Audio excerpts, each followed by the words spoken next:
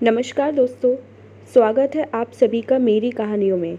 मैं हूँ शिखा और एक बार फिर से आपके लेकर आई हूँ एक नई कहानी और उम्मीद करती हूँ कि ये कहानी भी बाकी कहानियों की तरह आपको बेहद पसंद आएगी और अब पहले की तरह अपना प्यार और सपोर्ट मेरी वीडियोस पर बनाए रखेंगे। कहानी पसंद आए तो चैनल को सब्सक्राइब करना मत भूलिएगा। तो चलिए अपनी आज की कहानी शुरू करते हैं। हेलो हेलो राहुल, सो गए थे क्या? सविता अपने पति को पूछ रही थी। नहीं नहीं, हाँ कहो।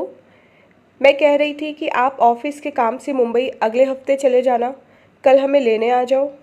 सविता ने धीरे से कहा। क्या यह तुम कह रही हो, जो एक हफ्ते का प्रोग्राम बनाकर मायके जाती थी तो 10-12 दिन से पहले कभी नहीं आती थी? मैं फ़ोन कर कर थक जाता था। राहुल ने बड़ी हैरानी से कहा। नहीं, बस इस बार इतना ही रुकना है। आप आ जाओ, कल शाम तक पहुंच जाओगे, परसों हम चल पड़ेंगे। ठीक है, मैं कल हाफ डे ऑफिस में लगाकर चलूँगा, राहुल ने सविता से कहा।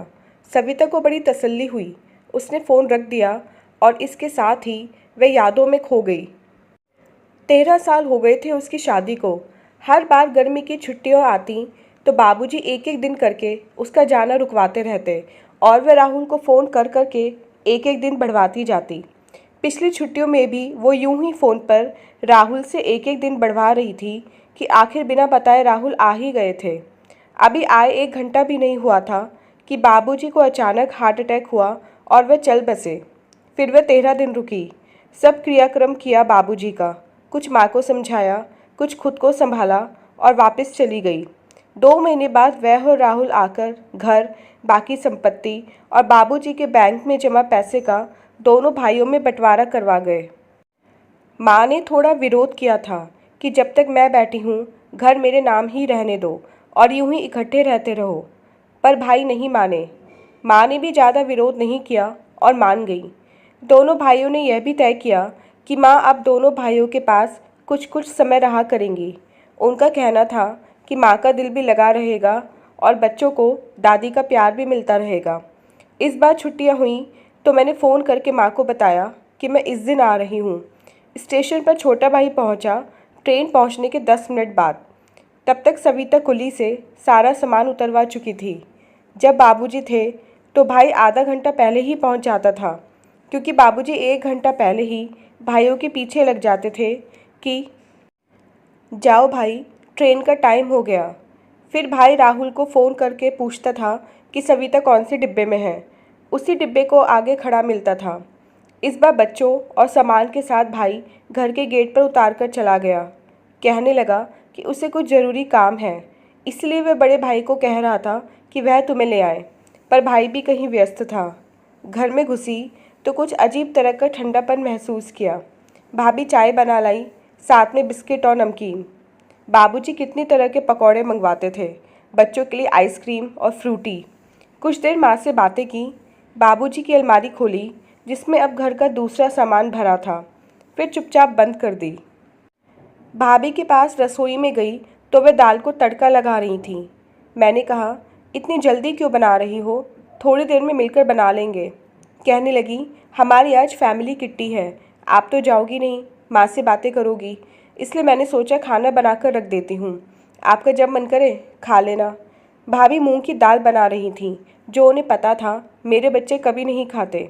मेरे बच्चे बोर हो रहे थे, कहने लगे किससे खेलें। कैरी मेरी भतीजी भी नहीं थी। मैंने कहा, भाभी आपने कैरी को अपनी बहन के साथ क्यों जाने दिया, आपको पता था कि हम आ रहे हैं।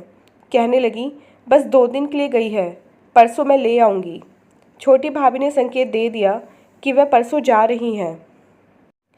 अगले दिन सुबह छोटी भाभी मुझसे कहने लगी, मैंने आटा बना दिया, आलू उबाल दिए हैं, आप जैसे बच्चों को पसंद है वैसे पराठे बना लो। मम्मी कह रही थी बच्चों ने रात भी ढंग से खाना नहीं खाया। मुझे याद आ रहा था बाबूजी सुबह सुबह कभी पूरियाँ मंगवाते, कभी आलू कचौड़ी, तो कभी घर में सैंडविच या ब्रेड रोल बनवाते।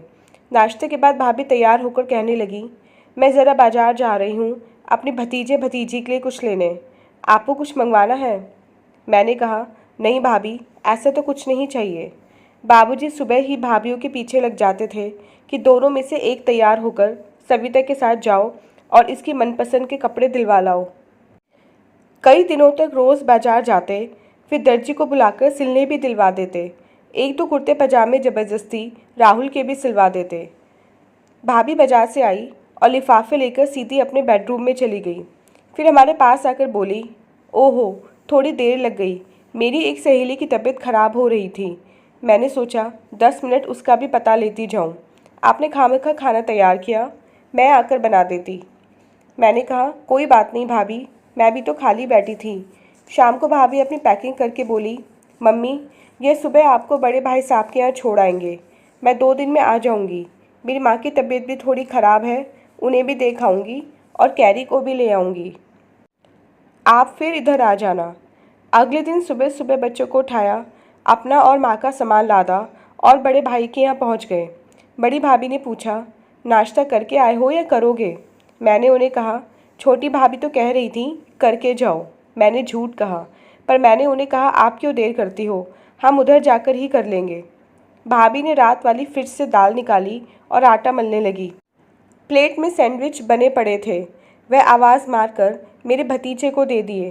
कहने लगी, इसे जल्दी है, ट्यूशन जाना है।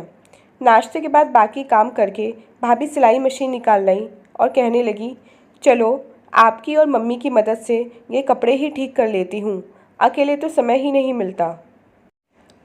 भाभी बीच बीच में कभी सब्जी बनाने तो कभी अपने बच्चों को संभालने जाती रहीं, जिनके कमरों में मेरे बच्चों को जाने की इजाज़त नहीं थी, क्योंकि एक 10वीं में था तो दूसरा 12वीं में।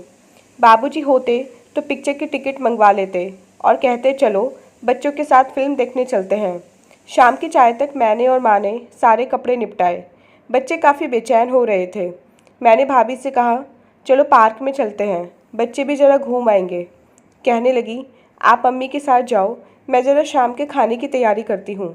बाबूजी बच्चों को रोज़ शाम को पार्क में लेकर जाते, झूले झुलाते, पार्क के बच्चों से उनकी दोस्ती करवाते, सब बच्चों को इकट्ठा करके कोई गेम खिलवाते। जब पार्क से वापस आते तो बच्चों के दोनों हाथ खाने पीने की चीज़ों से भरे होते थे। साथ ही मेरे लिए दशहरी आम और लीची लाना कभी नहीं भूलते थे। हम भी पार्क में नहीं गए, मेरा मन ही नहीं किया। अचानक माँ की आवाज़ से सविता की तंद्रा टूटी। वह सोने का नाटक करने लगी, पर उसके आंसू रुकने का नाम नहीं ले रहे थे। अगला दिन भी जैसे तैसे काटा। शाम को राहुल आ गए। बच्चे यूँ अपने पापा से चिपटे जैसे मुद्दत के बाद मिले हों। सविता सोच रही थी, जब बाबा थे तो बच्चे अपने नाना की गोद से किसी के पास जाते ही नहीं थे। रात को खाना खाया दोनों भाइयों के साथ। एक औपचारिक सा वातावरण था। मैं भी सोच कर बोल रही थी। भाई भी मेरे और राहुल से तोल मीन कर बात कर रहे थे। जब पापा होते थे, कितने कहे गूंजते थे खाने की टेबल पर। सिर्फ राहुल ही मेहमान होता था। मैं तो फैमिली मेंबर होती थी। मुझे हर चीज़ का पता होता था। मैं हर चीज़ अधिकार से उठा लाती थी। अब जिस चीज़ का पता भी है कि कहाँ रखी है, तब भी भाभी से मांगती हूँ। सुबह उठकर हम तैयार हो गए। भाभी ने पूछा, पराठे बनाकर बांध दूँ? मैं समझ गई औपचारिकता निभाई जा रही है, वरना पूछने की क्या ज़रूरत है। मैंने कहा, नहीं नहीं भाभी, रास्ते में अब तो बहुत ढाबे हैं, कहीं भी रुककर खा लेंगे। पापा होते तो अब तक मेरी पसंद के भरवा करेले, मीठे पराठे और दाल के पराठे बन चुके होते। मैंने चुपचाप पर्स खोला और अपनी वापसी की बुकिंग वाली टिकट भाई को पकड़ाई और कहा, इन्हें कैंसिल करा दो अभी।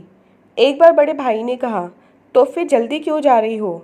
मैंने झूठ कहा कि मेरे ससुराल में कुछ ज़रूरी काम निकल आया, इसलिए राहुल लेने आ गए। हम गाड़ी में बैठ गए। माँ के आंसू रुक नहीं रहे थे। मैंने माँ की तरफ नहीं देखा, ना ही अच्छा माँ कहा। हिम्मत ही नहीं हो पाई। अपने आंसुओं को रोके रखा। पर जैसे ही गाड़ी ने घर छोड़ा, मेरा रोना इतनी ज़ोर से छूटा कि बच्चे भी डर गए कि मम्मी को क्या हो गया। राहुल ने एक हाथ गाड़ी चलाते चलाते मेरे कंधे पर रखा और बोले, इंसान को परिस्थितियों के अनुसार अपने आप को ढाल लेना चाहिए। तुम भी जितनी जल्दी मायके के इस परिवर्तित रूप को स्वीकार कर लोगी, उतनी जल्दी सुखी हो जाओगी।